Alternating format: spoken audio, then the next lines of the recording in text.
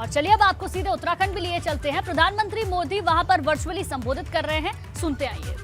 सैर सपाटे के लिए आते रहे, लेकिन तब इनको न उत्तराखंड की याद आई, न उत्तराखंड के तीर्थ क्षेत्रों की याद आई, न उत्तराखंड के टूरिज्म की याद आई, न ही इनको चार धाम की याद आई। इतने सालों तक उत्तर प्रदेश में इनकी सरकार रही, तब उत्तराखंड यूपी का ही हिस्सा हुआ करता था। लेकिन उस समय भी केदार धाम की, बद्री धाम की, गंगोत्री यमुनोत्री की याद उनको कभी नहीं आई। उनकी डिक्शनरी में ये नाम ही नहीं थे। इन्हें कभी समझ ही नहीं आया कि उत्तराखंड के लोगों को कनेक्टिविटी के अभाव में, आवागमन की सुविधा के अभाव में कितनी मुश्किल होती है। उत्तराखंड से पूरे के पूरे परिवार पलायन कर जाएं, लेकिन इतने सालों तक कांग्रेस को उनकी भी याद नहीं आई। गांव के गांव खाली हो गए। आज डबल इंजन की सरकार चार धाम को दिव्य और भव्य बना रही है। चार धाम के लिए ऑल वेदर कनेक्टिविटी बना रही है। साथियों, ये सही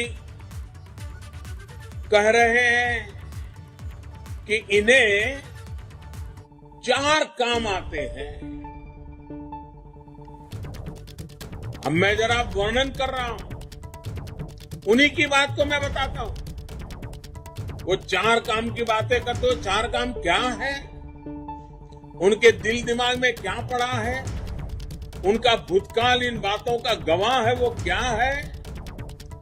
पहला काम, ये जो भी करेंगे वो एक परिवार के हित के लिए करेंगे। दूसरा काम, ये जो भी करेंगे उसमें भ्रष्टाचार होगा ही होगा। तीसरा काम, ये तुष्टीकरण की राजनीति करेंगे। देश को टुकड़ों में बांटने के षड्यंत्रों को वे अपनी वोट बैंक के कारण ये खेल खेलते रहे हैं, खेल खेलते रहेंगे। ये योजनाओं में भेदभाव करेंगे, सिर्फ अपनी वोट बैंक संभालेंगे। चौथा काम, बरसों तक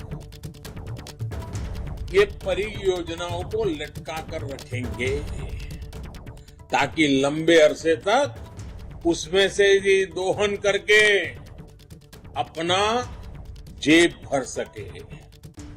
आज इनके इन चार कामों का पूरा कच्चा चिट्ठा मैं आपके लेकर के आपके पास आया। भाइयों बहनों, मैं यहां किसी की आलोचना करने के लिए नहीं बोल रहा। उत्तराखंड की धरती से मेरा एक विशेष नाता रहा है, आप लोगों से मेरा विशेष नाता रहा है। और आज नहीं, मैं गुजरात का मुख्यमंत्री था तब भी, गुजरात के मुख्यमंत्री के पहले संगठन का काम करता था तब भी, और उसके पहले भी मेरी एक जिंदगी थी। मैं आपके बीच में रहा, आप मुझे अच्छी तरह जानते हैं, मैं आपको जानता हूं, आपके दुख दर्द को जानता हूं, अपने सपनों को जानता हूं। और जब आपका कोई यहां बैठा है तो आपके लिए जिएगा कि नहीं जिएगा, आपके लिए काम करेगा कि नहीं करेगा। लेकिन बीच में रोड़े अटकाने वाले लोग बैठ गए तो मैं कितना ही चाहूं कितना ही करना हो मैं कर पाऊंगा क्या? गलती मत करना मेरे भाइयों बहनों। उत्तराखंड के युवाओं के लिए, उत्तराखंड के उज्जवल भविष्य के लिए, उत्तराखंड के गांव गरीब के लिए किसी भी हालत में गलती नहीं करना। भाइयों और बहनों, जब दिल्ली में इनकी सरकार थी, कांग्रेस के नेता, यूपीए के नेता दिल्ली सरकार में बैठे थे और आप ही के उत्तराखंड के एक नेता, उस जमाने में तो बड़े रसूखदार नेता, यहां मंत्री थे 2000 से 2014 के दौरान। उत्तराखंड में सड़कें बनाने के लिए, याद रखिए आपके साथ क्या हुआ है, और उसी के तराजू पे तोलिए। जब उनकी सरकार थी और आपके उत्तराखंड के एक नेता उस सरकार में यहां मंत्री बैठे थे, परिवार की सेवा में लगे थे, उस समय सड़कें बनाने के लिए इन्होंने केवल 2800 करोड़ रुपए दिए, यानी मुसीबत से 2,500-3 हजार करोड़। 2014 में आपने हमें आशीर्वाद दिया।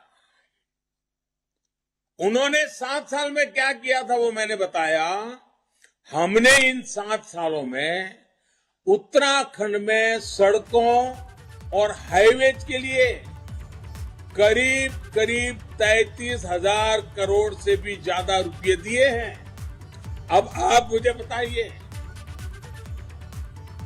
उनके टाइम में 7 साल में 2800 करोड़, 3,000 से भी कम, और हमारे 7 साल में 33,000 करोड़ रोड बनाने के लिए। आप मुझे बताइए, आपका भला हम कर रहे हैं कि नहीं कर रहे हैं? यानी 10 गुने से भी ज्यादा। एक और बात आप लोग जरा नोट कर लीजिए, यूपीए की 10 साल की सरकार के समय प्रधानमंत्री ग्राम सड़क योजना के तहत 3800 किलोमीटर ग्रामीण सड़कें बनी थी। और मैं तो उत्तराखंड में रहा हूं, वहां सड़क होना मतलब जिंदगी आसान होने का मतलब होता है। उन्होंने क्या किया था मैंने अभी आपको बताया। जबकि हमने 2014 के बाद सिर्फ 7 सालों में 13,500 किलोमीटर सड़कें बनाई। 13,500 किलोमीटर। साथियों, जिस 4 धाम रोड प्रोजेक्ट की याद इन्हें आ रही है, उसके साथ इन्होंने क्या क्या किया ये भी मैं आपको बताता हूं। आज जब डबल इंजन सरकार 4 धाम रोड प्रोजेक्ट के लिए 12,000 करोड़ रुपए दे चुकी है, 90% काम भी पूरा कर चुकी है, उन्हें अब पहली बार 4 धाम का नाम याद आ रहा है। ऋषिकेश कर्णप्रयाग रेलवे लाइन, पहाड़ में रहने वाले लोगों के लिए रेल एक बहुत बड़ी घटना होती है। रेल देखना भी उनके नसीब नहीं होता है। उसके सामने हम ऋषिकेश कर्णप्रयाग रेलवे लाइन के साथ उन्होंने क्या किया था ये हम भूल नहीं सकते हैं। अगर उत्तराखंड को वो समझते, उत्तराखंड की भावनाओं को समझते, उत्तराखंड के लोगों की जिंदगी समझते, तो ऐसी पाप, ऐसी गलती नहीं करते। मैं इसलिए अच्छा कर पा रहा हूं तो मैं आपके बीच से निकला, आपके बीच में रहा हूं। 2011 से 2014 तक जब हमारी सरकार आई थी, उसके पहले उन्होंने इस महत्वपूर्ण प्रोजेक्ट के लिए, रेलवे के इतने महत्वपूर्ण प्रोजेक्ट के लिए कितना रुपया खर्च किया? सिर्फ 4 करोड़ रुपए। सिर्फ 4 करोड़ रुपए। अब इन पर सैकड़ों करोड़ रुपए हमारी सरकार खर्च कर रही है। साथियों, ये हिसाब किताब बहुत लंबा है। मैंने तो आपको केवल 1-2 ही उदाहरण दिए हैं।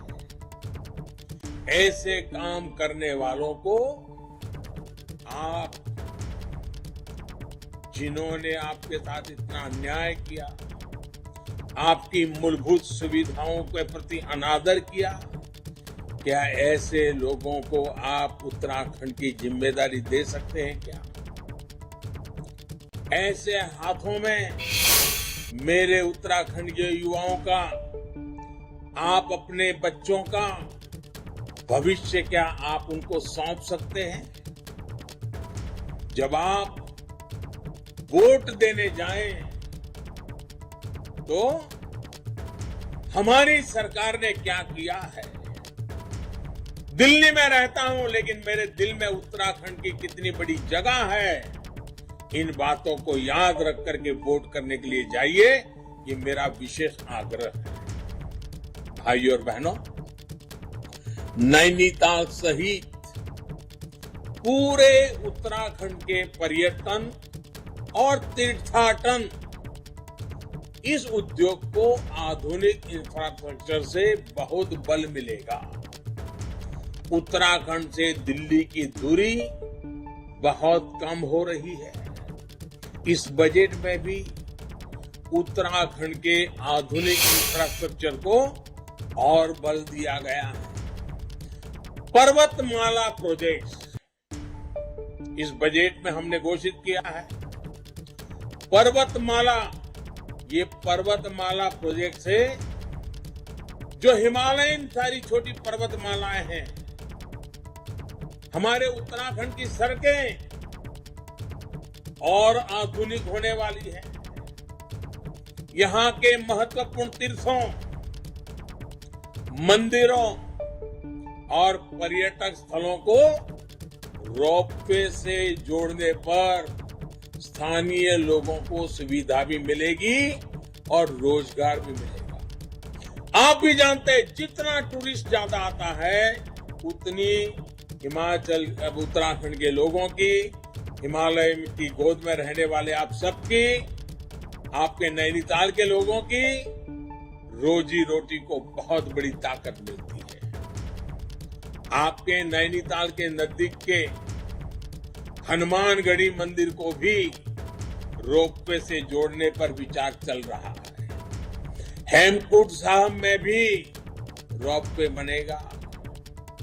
वैली और फ्लावर्स आने जाने में भी देश के प्रकृति प्रेमी टूरिस्टों की बहुत बड़ा तांता लग जाएगा, जो उत्तराखंड के युवाओं का भविष्य खोल देगा।